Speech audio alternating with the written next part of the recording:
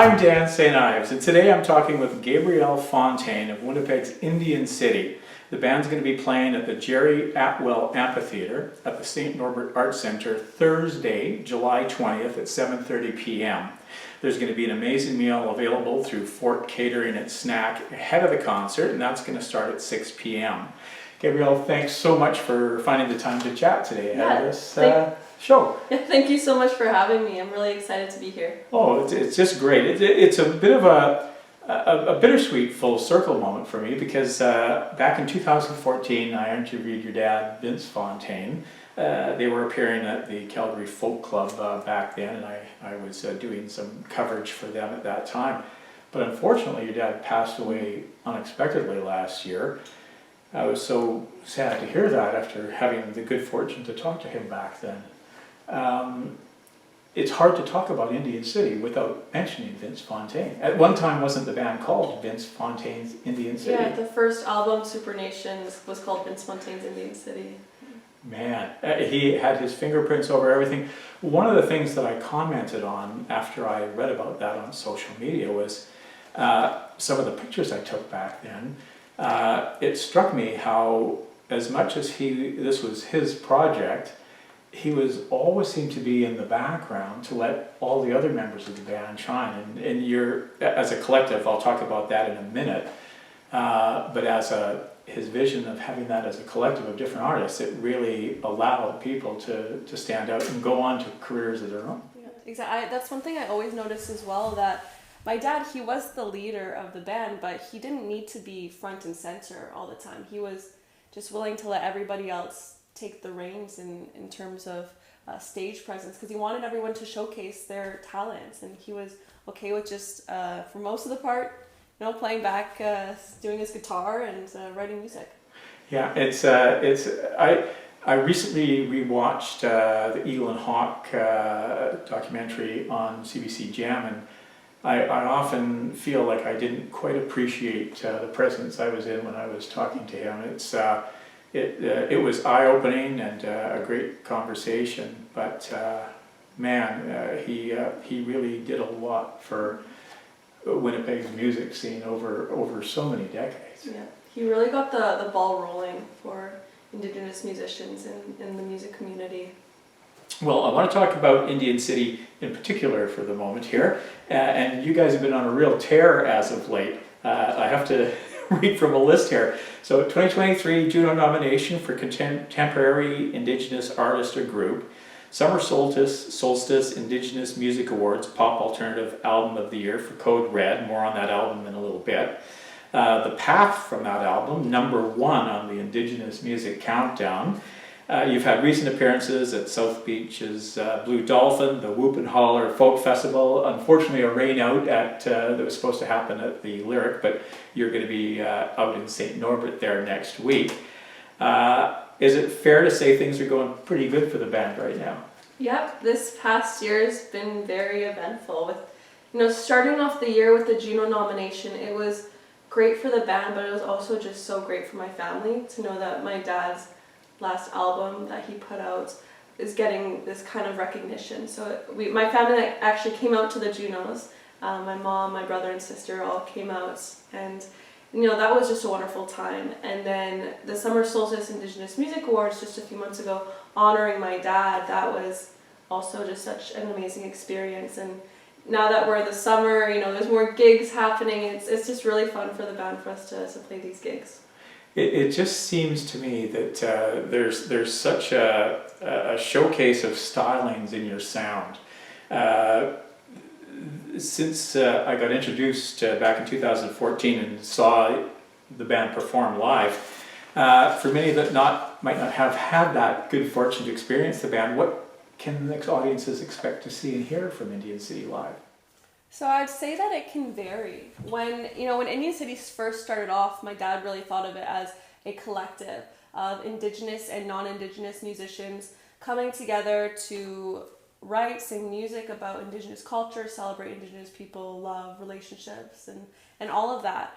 So it's really varied what goes on live because there's so many people contributing to it. So sometimes we have certain people doing certain songs and it switches a lot. And right now we kind of have a core group that have continued my dad's work since he passed. And so for live shows, what's really cool is pretty much all of us are singers. So it changes who's the focus for each song. So it's not just one person who's always the focus. It really changes, and I think that's what makes our live shows so unique, because they're different, but everything still molds together very coherently and consistently. So it sounds very good in a way that, you know, there's the core of us, but we also bring in our own unique perspective and talent to each song. Well, it's interesting you say that, because when I saw Indian City in Calgary, Jeremy Cause, I believe, was one of the singers there back then, and he's on the path as well. Yeah. But then two of the ladies, their name escapes me at the moment, were also sharing duties. I'm going to talk about that in a second, but maybe I should just dive into that right now. I'll over several albums like 2012 Super Nation and 2013 Colors, Indian City has expanded their sound, broken stereotypical perceptions of Indigenous music, and been an incubator for talent, having regular appearances early on by artists like Don Amaro and William Prince. Code Red has some pretty familiar names. If you're a fan of Canadian music, Jim Cuddy from Blue Rodeo, Winnipeg Chantal Kraviazek. What determines the direction of recordings in these possible collaborations that have brought some of these artists together?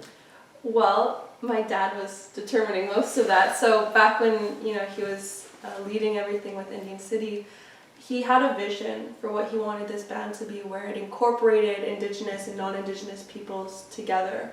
And so a lot of the songs that he would write and his vision was always driven by his personal experience, which is unique that it's highlighted through an Indigenous lens.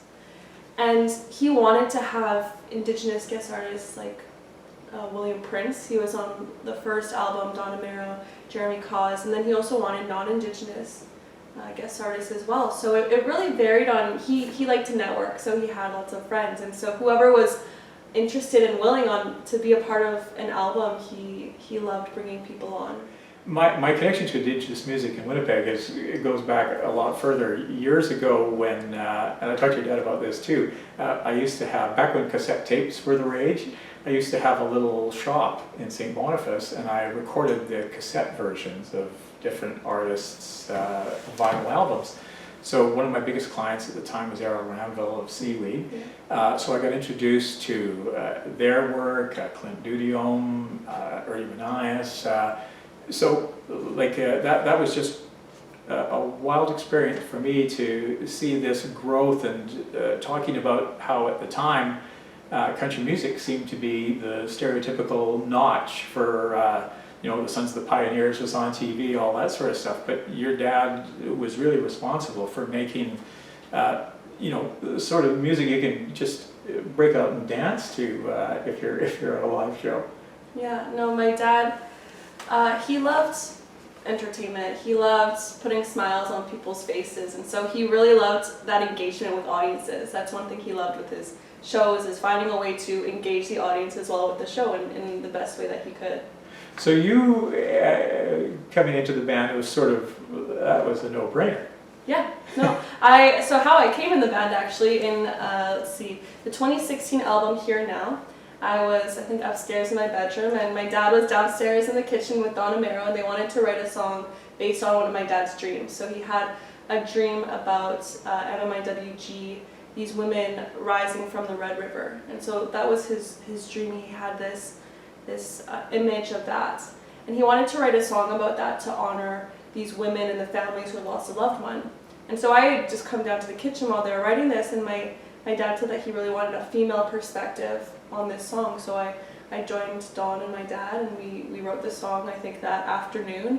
We went to record it shortly after, and since then I was part of Indian City. And when I read off that list at the beginning about all the stuff that's going on right now, back in 2014, there was an international award that the band had just won, and other stuff like that. So even though there's been a huge loss to the vision of the original band, clearly you guys have all picked up and kept that vision alive. Yeah, no, I think it was really important to all of us to keep it alive, and the best way to keep it alive is to continue with it, and of course we had my family's blessing to do that. And for me it was, I would say for the first 6 months after my dad passed, I was kind of just going through the motions because I was still in shock. But now it's just, when I perform, I feel like my dad, because my dad played the guitar, and so every time I do a gig, almost always someone comes up to me after the show and they say, "You look like your dad when you play." So moments like that, it just makes me feel so close to my dad. We've spoken already about the fact that it was a collective, and as your dad once described it, as sort of a broken social scene. The group viewing your concert poster for Thursday is quite different from even Code Red's album and video, but if you go back into 2014, is this going to be the group that sort of keeps going forward for a little while? Yeah, I hope so. When my dad died, there was some of us who were in Indian City before he died, or somewhat a part of it, and we wanted to continue it. So this is kind of this group of us that decided that we wanted to go forward together. And throughout the past year and a half, we've become really close. I would say I've become closer with Indian City now than when my dad was alive, because before I was mostly just taking gigs when I could, because I was in school, I had my own thing going on, so I couldn't really do that many gigs. But after my dad died, I made it a priority to make sure I could be more invested in the band. Something that I kind of wish I did back when he was still alive. But no, the group that we have now, we're really solid. We play well together, and people come and go. That's also something that we're very aware of. That's what my dad was aware of. He was aware that he wanted this band, this collective, to be something that people could come and go when they have available time, because a lot of us are musicians, we have our own projects going on, so not everybody could contribute full time. But where we are right now, it's great. If people come and go, that's also great. If we get new people, that would be amazing. So it's this really great group that my dad drove the bus for, and now I want to continue that. And who are the current members? The current members are myself. We have Jay Bodner, Pamela Davis, Newa Mason, Rich Reed, and Spatch Mahal. Excellent.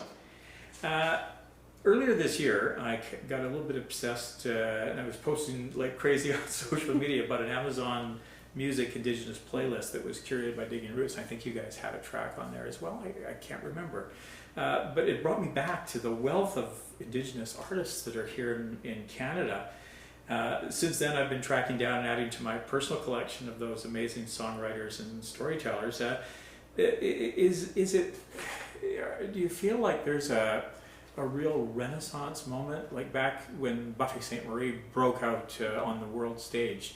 Do you feel like something like that, especially hearing artists like St.Yves and all these folks, are we in a renaissance right now for Indigenous music? I think it's amazing to see where we've come. When my dad first started in the industry, he never would have gotten asked to do gigs that Indigenous artists are getting asked to do now. So I think it's amazing to see how Indigenous artists are thriving, because they should be getting the same opportunities as non-Indigenous artists, and it's great to see that they're getting that. And I think that my dad for 25 years was really trying to break into this. He was trying to break the norms and make Indigenous music something that everybody can listen to, something that people can relate to. And it's really nice to see how much my dad pushed that door open. It was closed when he started, and he really drove the force in order to make Indigenous music what it is today. And I would just hope that we keep on getting bigger and bigger. That's what would be the best. Well, one of the lasting impressions, having just had a brief conversation with him on the phone, was his passion and eloquence, and he's clearly passed that down to you. So very excited to see you guys again live for the first time in so many years. I know your time box today, so I'm very appreciative of your coming out to chat. Is there anything I might have missed that you'd like to share or add in? Just thank you so much for having me, and we're really excited for this show on Thursday. I love, and I think everybody else loves, the summer because it's great to do shows. There's a bit of a disconnect when you're only seeing people on social media, so it's amazing to see people come out to these shows, and I know my dad would be super proud of what we're doing. Well, I very much look forward to it. Today I've been talking with Gabrielle Fontaine of Winnipeg's Indian City. The band is going to be playing at the beautiful outdoor Jerry Atwell Amphitheater at St. Norbert Arts Center this Thursday, July 20th at 7:30 p.m. And if you want to bring your appetite, there's going to be an available meal, a meal available there just ahead of the show starting at 6 o'clock. So once again, Gabrielle, thanks so much for finding the time to chat today. Yeah, miigwech, thank you.